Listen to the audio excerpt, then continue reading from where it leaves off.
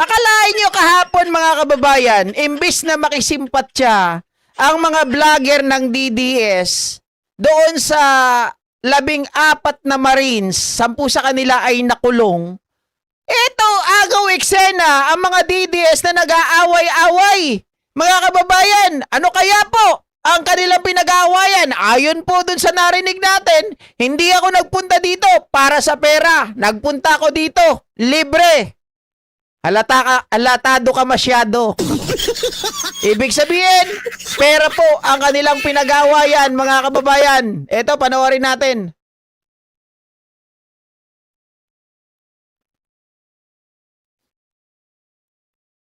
Walang kakwenta-kwenta yung ano ko, no? Yung content ko ngayon. Wala, pang-asar lang talaga, guys. Pandurog lang ito, eh.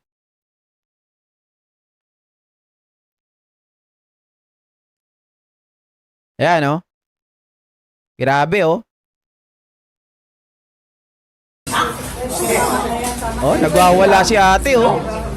Oh. Papatulang kita, gago ka. Oo. Nakaulo ka. Papatulang kita. Makilala mo tong babaeng to, eh. Teka, no? Oh.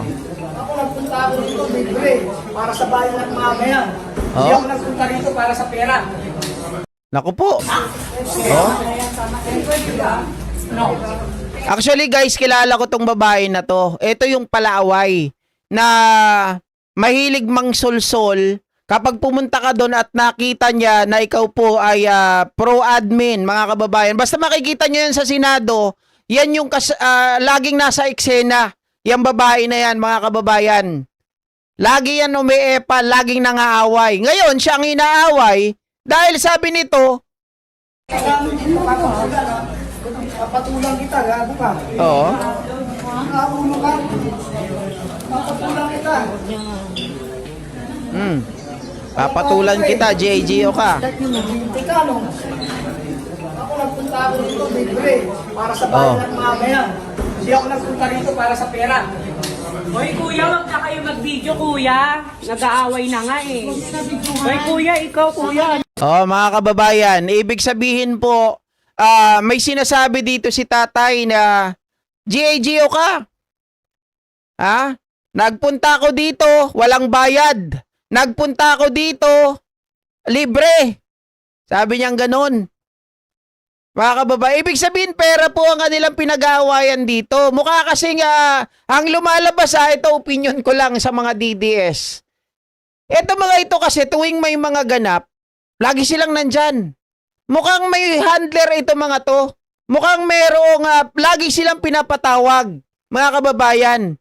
At yung mga pinapatawag, gusto nila exclusive lang sa kanila yung mga mangyayari. Syempre nga naman, mga kababayan, it's a matter of competition. Kahit na kayo ay magkakasama, sa YouTube may competition.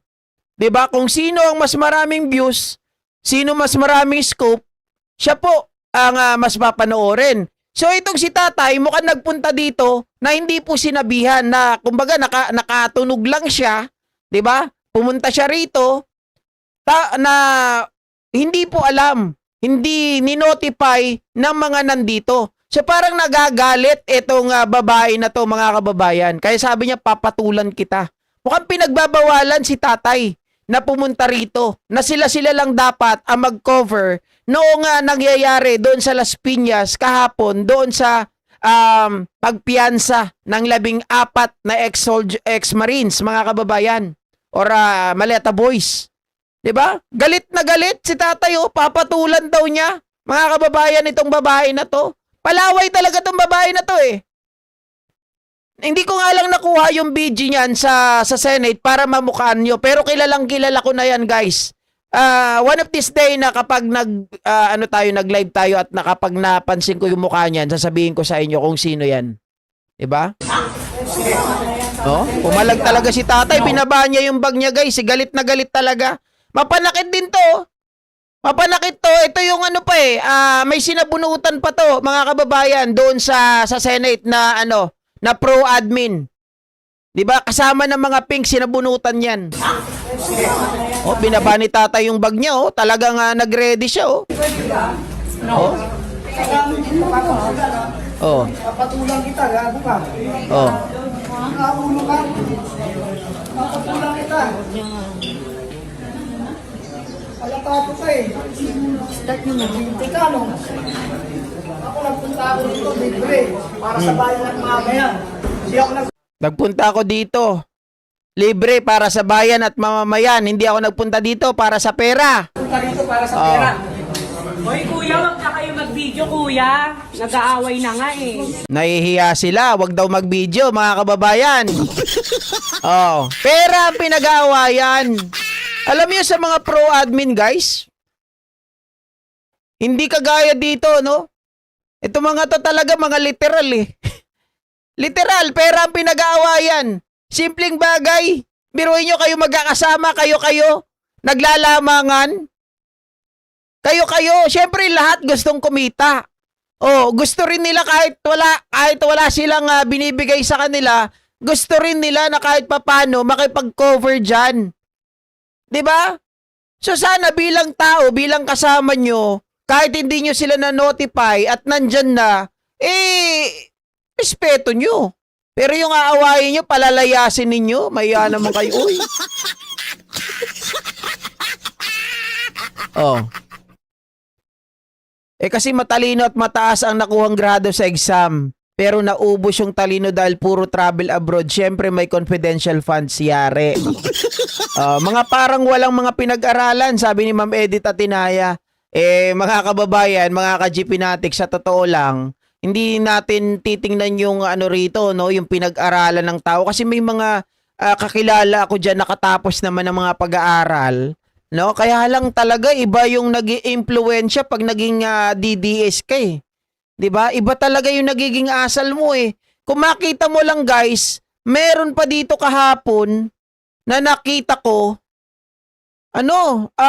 yung pulis sinapak nila. Hindi doon kahapon sa Las Piñas yung mga vlogger guys ay hindi naman pala totally sinapak. Nakita ko doon sa video tinulak, pero sabi nung isa, sinapak daw niya. May parang tinapik daw niya yung pulis, mga kababayan. Sabi ko, teka lang, mabuti hindi kayo pinatulan ng mga pulis, mabuti hindi kayo hinuli. 'Di ba? Kapag trabaho ang gusto ninyo, kayo makiusap, hindi kayo dapat nakikipag-away sa mga pulis.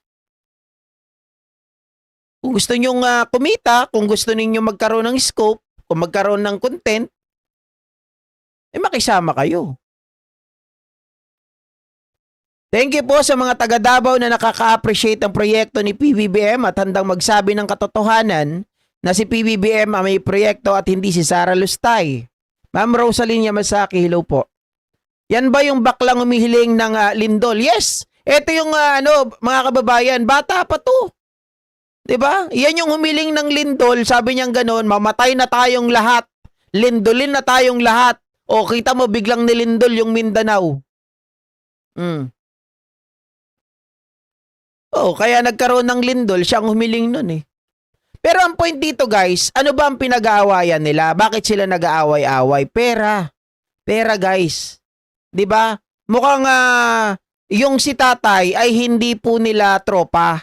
Mukhang hindi nila ito guys, tawag dito. Kumbaga, doon sa circle of friends nila.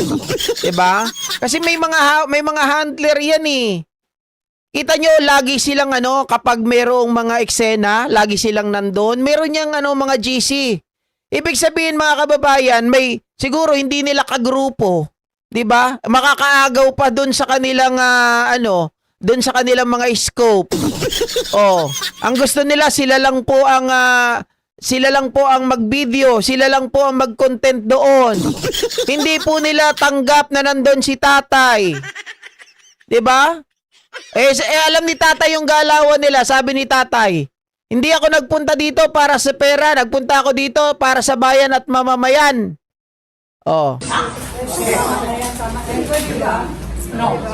Talagang no? Papatulan kita, gago ka. Nakaulo ka. Papatulan kita. Alatato ka eh. Start nyo na. Teka, no? Alatado ka eh.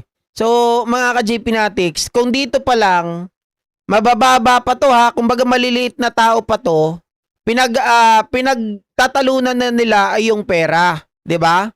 Ayun, palaban si tatay, pinagtatalunan nila ang pera. Paano pa kaya yung may mga papel? Paano pa kaya yung mga kababayan, yung mga ginagamit doon sa mga propaganda para manira ng mga tao? Magkano pa kaya yung bayad? 'Di ba? Oh, wala eh.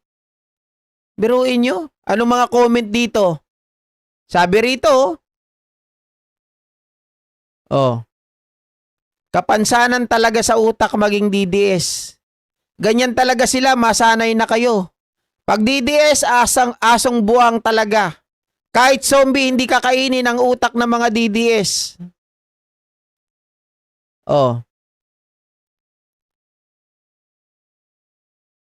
Grabe, mga kababayan.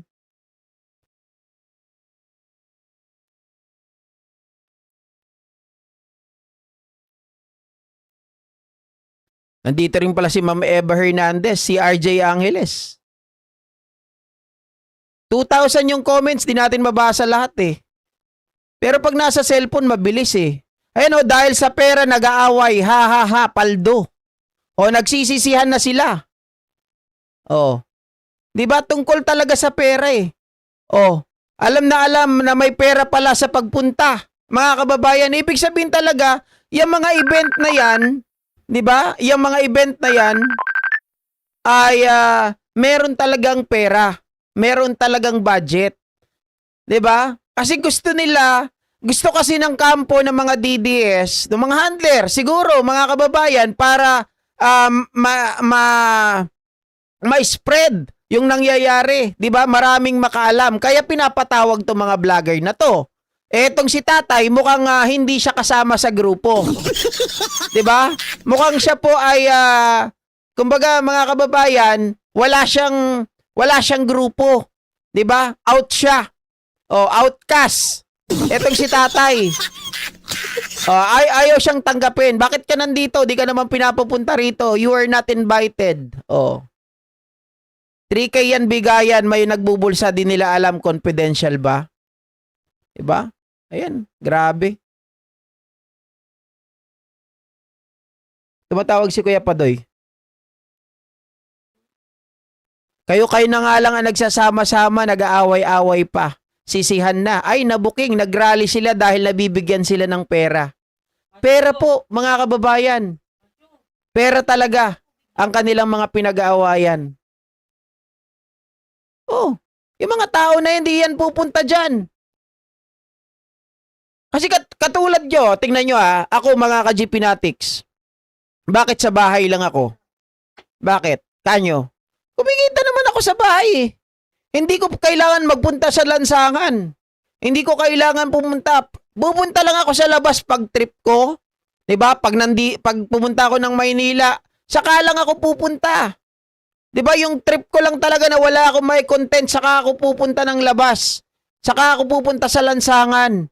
Pero kapag mga kababayan na sobrang init, yan ang iniiwasan ko, lumalabo yung mata ko eh. 'Di ba? At talagang sumasakit yung ulo ko kaya hindi ako masyado naglalabas. Tapos yung cellphone ko, hindi pang labas. Dahil nagkakasakit din yung cellphone ko. Kung wala namang pong puno na pagsisilungan o kaya wala naman pong lugar, yung talagang venue, as in venue na malilim, may cover, ay hindi ako basta-basta pupunta dyan. Dahil yung cellphone ko hindi pang labas eh. Di ba pang cellphone ko pang mga kababayan. Mainit ang ulo. Laging nasisira. Ilang cellphone ko na, hindi ako makatsyempo ng cellphone na matino eh. Di ba? Sa bagay, hindi naman kasi mamahalin yung cellphone ko. Sabi ni Albert Assessor, ang dami kong tawa. Kayo na nga lang, nag-aaway-away. Kasi may pera po dyan. May pera dyan. Sa lahat po ng mga event na pinupuntahan nila, may pera. Diba? Mga PBBM supporters, tahimik lang, pero mga DD shit masyadong maiingay. Ang tunay na matatapang, hindi madadaldar. Correct. Diba? Ay nako. Kakahiya kayo mga DDS. Kaya hindi kayo manalo-nalo, wala kayong pagkakaisa eh. Lumalabas pa ngayon na puro kayo bayaran. Lumalabas ngayon na may nagbubulsa sa inyo, may lumalabas ngayon na wala kayong pagkakaisa. 'Di ba? Kapag hindi nyo kasama, pinapalayas ninyo. Meron nga ako nabalitaan dyan eh. Nakausap namin yung mga DDS na iba dyan, mga kababayan. Siyempre, mga kaibigan din namin iba, kwentuhan kami dun sa McDonald's yun, di ba? Ay, sa KFC. Sabi nila, mga kababayan, meron daw doon mga kasama nila na parang ang gusto nila, may nagsasabi daw na huwag kayo manood dito. Fake news to. Pero mga kababayan, sarili mong kasama, sasabihin mo huwag kayo manood dito, fake news to. Sa akin lang kayo manood. Aba, di parang sinabi mo na ikaw lang magaling, ikaw lang, sarili mo lang dapat, kumbaga ikaw lang ang panoorin nila. 'Di ba? Parang sinosolo mo, ganon. Kanya-kanya silang diskarte, mga kababayan, na sila mismo ang nagsisiraan. Wala talagang pagkakaisa. Pag walang pagkakaisa, walang pagkapanalo yan. 'Di ba? Oy, Argo, tagal mong nawala, na-miss kita. Kala ko kung saan ka na napunta. Oh. Mama Amber Saberon, hello po. Okay mga kababayan, ayan lang po yung update natin ngayong hapon. Puro kadaldalan. Puro po chismis lamang. Buhay ng mga DDS. Bye-bye guys. Thank you.